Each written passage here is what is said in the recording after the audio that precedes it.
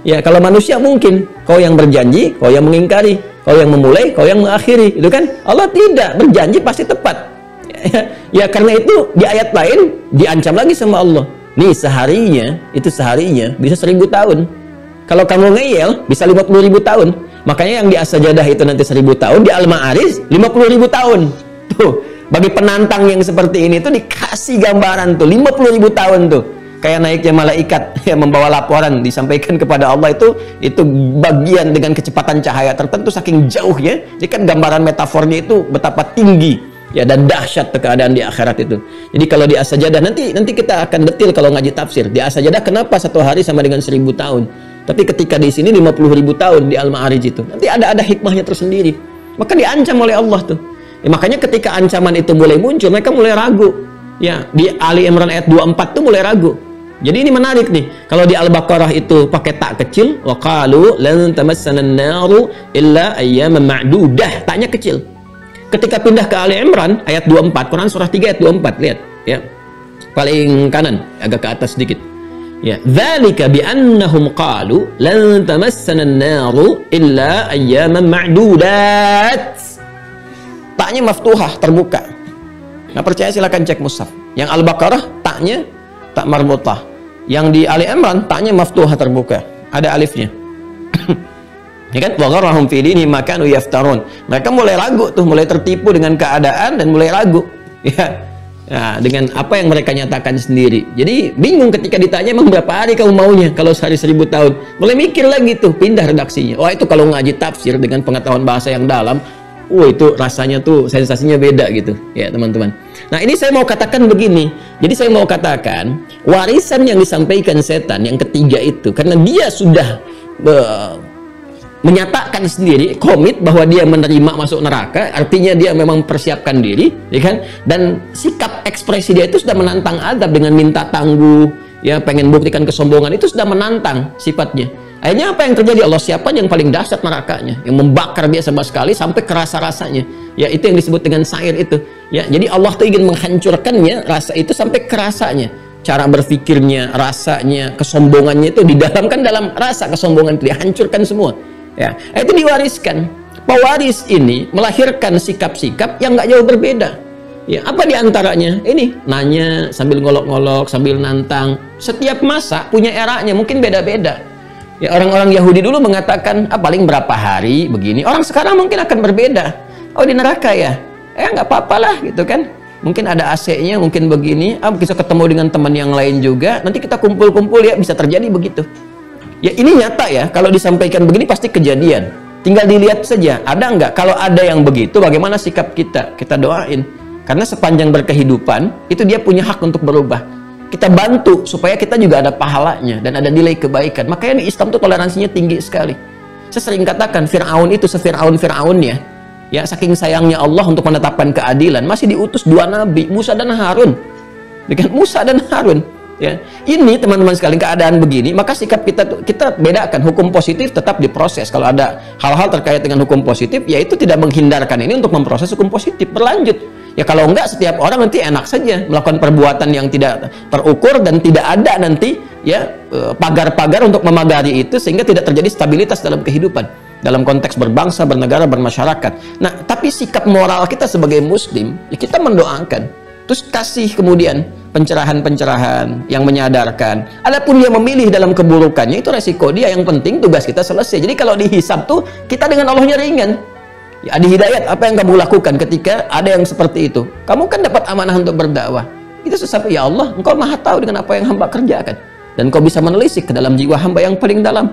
Ya Allah, seperti Engkau ketahui, hamba sudah ingatkan, hamba doakan dalam sujud hamba. Hamba mohonkan kepadamu untuk menyentuh jiwanya. Ya? Dan Engkau maha tahu bagaimana sikap menerima itu. Ya, hamba doakan, dia balik mencela misalnya. Hamba ingatkan, dia balik kemudian mengejek, dia membuat provokasi dan sebagainya. Hamba sudah berusaha sampai ujung yang bisa hamba lakukan, ya Allah. Dan Kau maha tahu dengan itu semua, dengan segala hikmahnya. Nah, itu gambarannya. Ya, nah, nanti babnya sangat menarik sekali nih. Ada banyak hal itu. Nah, terus kita berdoa tuh apa nggak tembus doanya? Apa nggak terjawab? Itu babnya ada lain lagi. Jadi ada akumulasi perbuatan itu yang dia kerjakan yang bisa menghambat doa, itu masalahnya. Nanti kita turunin ya dengan detail supaya paham. Di Quran itu tuntas gitu membahasnya. Nah, ada lagi redaksinya yang seperti positif padahal negatif, istihza juga. Ada. Jadi ada yang terang-terangan menantang untuk neraka, ada yang bahasanya nggak langsung, ya. Jadi bahasa nggak langsungnya apa? Dia menyinggung surganya, tapi sebetulnya neraka juga ujungnya. Ya, saya mah kalau dikasih surga juga nggak pengen sesurga sama dia, misalnya. Karena ya sebenarnya dia senang konteksnya dan mengeluarkan dirinya dari surga. Dia sudah mengetahui bahwa itu orang soleh, orang baik, rajin ngaji, ibadahnya tinggi dan sebagainya. Cuman karena beda tertentu misalnya dalam kondisi-kondisi, dia ingin olok-olok itu. Ya, ingin olok-olok, tapi dengan bahasa yang lain. Ya, kalaupun di surga saya nggak pengen sesurga sama dia, lebih baik saya ke neraka daripada saya di surga sama dia. Nah, itu sudah bahasa yang memang mencakup ke sini. Ya, jadi diksi itu pilihannya bisa beda, ungkapan itu bisa nggak sama, tapi substansinya serupa. Ya, saya bukan ingin menerangkan spesifik ada ini ada itu, tidak ya. Saya menerangkan tentang makna ini. Kalau kejadian di lingkungan kita, misalnya saat ini atau sebelumnya, berarti yang pertama apa? Membuktikan kebenaran di Al-Quran. Berarti benar gitu kan? Nah, sekaligus menstimulus sikap kita, bersikap seperti apa yang elegan gitu. Nah, kalau ditemukan yang seperti itu, teman-teman sekalian, nah, nanti kita bagaimana bersikap itu dituntun dengan sangat luar biasa.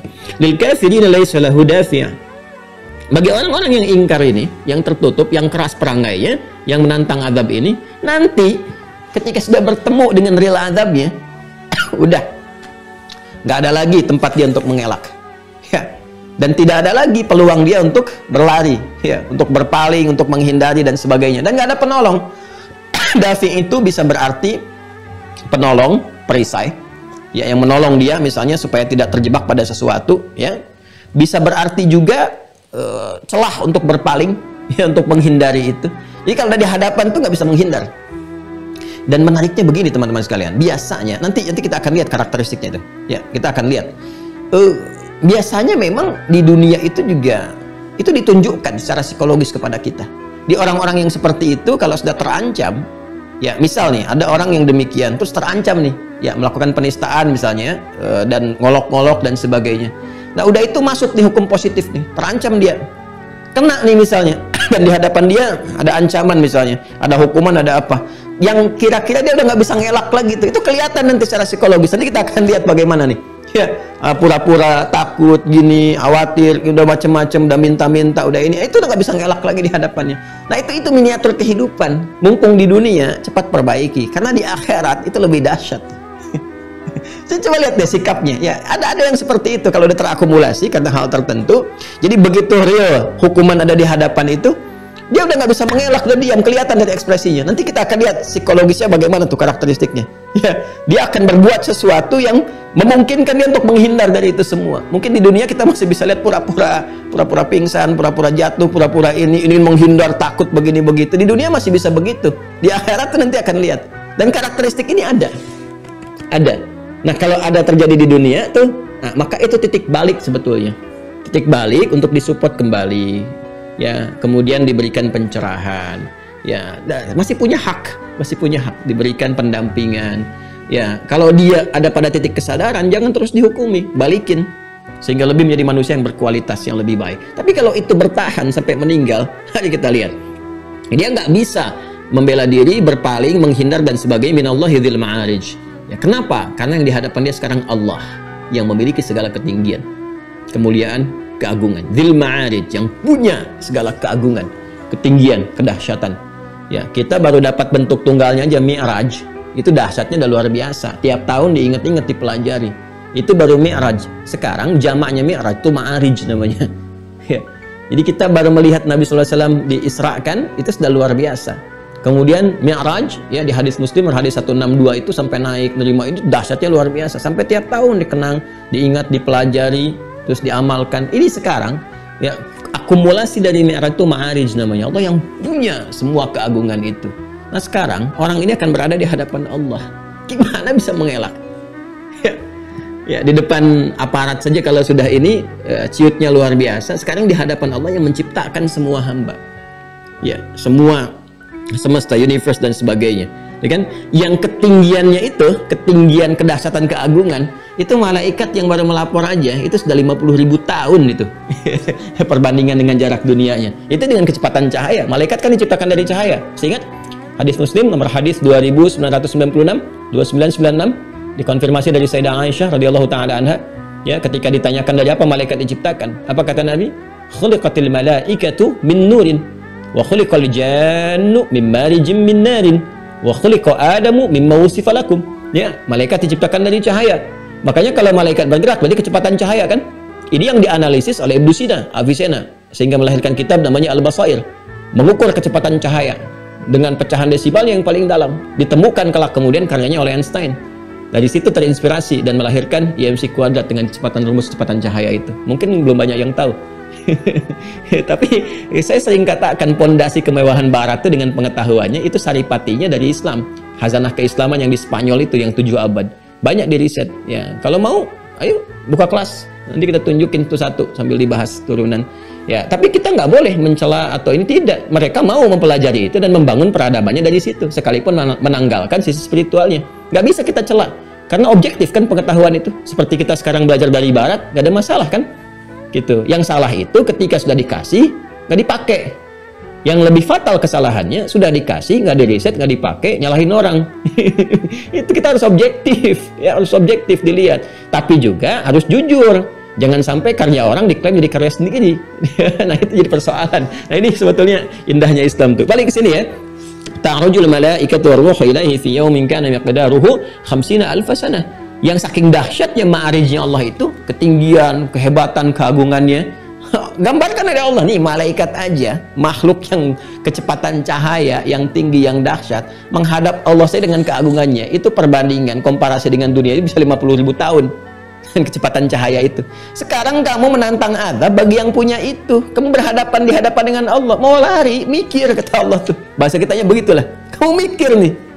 Ya, malaikat aja nggak bisa kamu tatap, yang dahsyat, yang luar biasa, yang nggak bisa kamu saingi itu kekuatan dan sebagainya. Baru dikepak sayap malaikat aja udah hancur tuh. Jadi kan, terus malaikat di hadapan Allah tuh begitu lemahnya. Terus kamu nantang gitu.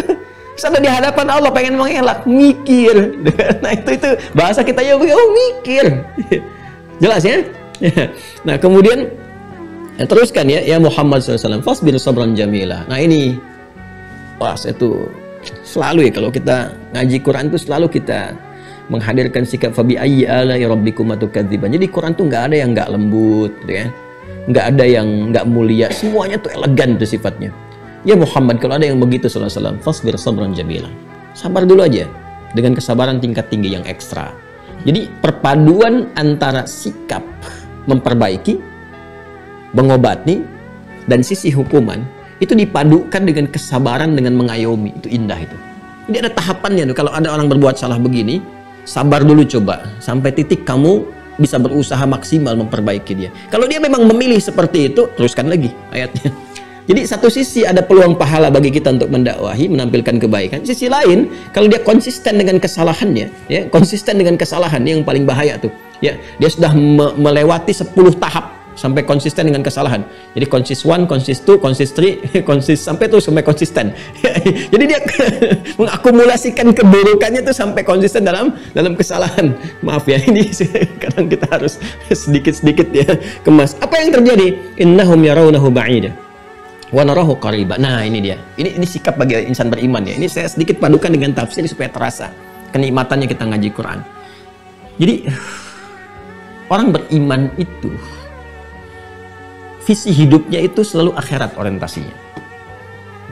Dan selalu merasakan bahwa kehidupan dunia ini sementara, tugas gitu. Tugas.